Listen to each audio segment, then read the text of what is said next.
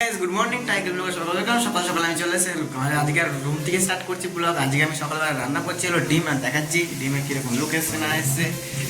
ডিমে এখন কষানো চলছে, আর এখানে ডিম আছে আর আলু আছে, এগুলো ফার্স্টে এইটা কষিয়ে নিই।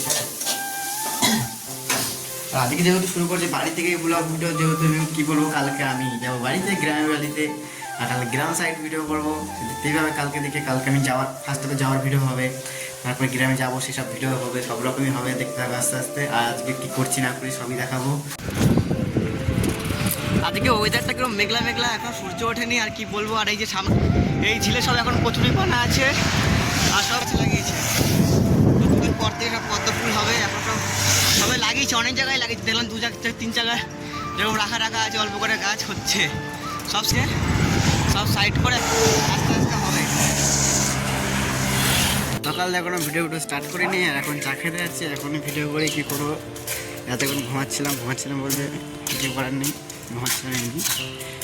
চলে এসেছি রুমে, আর এখন আমি যাবো হলো মলে, শপিং মলে যাবো সাবান কিনতে। বাড়িতে সাবান নিয়ে দেয়, মা বলেছে সাবান নেওয়ার কথা, আর মলে সাবান কিনতে যাবো এখন স্টার্টিংয়ে। তারপরে এসে বাড়িতে এসে ধোয়া ধুই, এখন থালা বাসন সব বাকি আছে, ওগুলো ধুতে হবে। আমার চার্জার ধোবো, ফোনের কাভারটা সব ধুতে হবে। যেহেতু কালকে আমি বাড়ি যাবো সকালবেলায়, ফার্স্ট সকালে আমার উঠতে হবে, আর কমসে কম 6টার সময়, তারাও পাচ্ছে আমার 5:30টার সময় উঠবো, উঠে তারপরে যাবো। আর দেখা যাবে কী করি না করে, ফার্স্ট শপিং মলে যাই, শপিং মলে দেখা যাচ্ছে। থালা বাসন ধোয়া কমপ্লিট হয়ে গেছে, এখন ধোবো চার্জার দেখতে হবে চার্জারটা কত।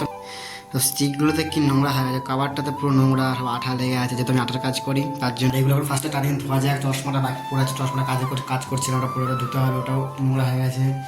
চিরুনিটাও নোংরা হয়ে গেছে, ওটা দেখারই মতো না, দেখা বলা ছিল না চিরুনি, ওটা প্রচুর নোংরা, ওটাও ধুতে হবে।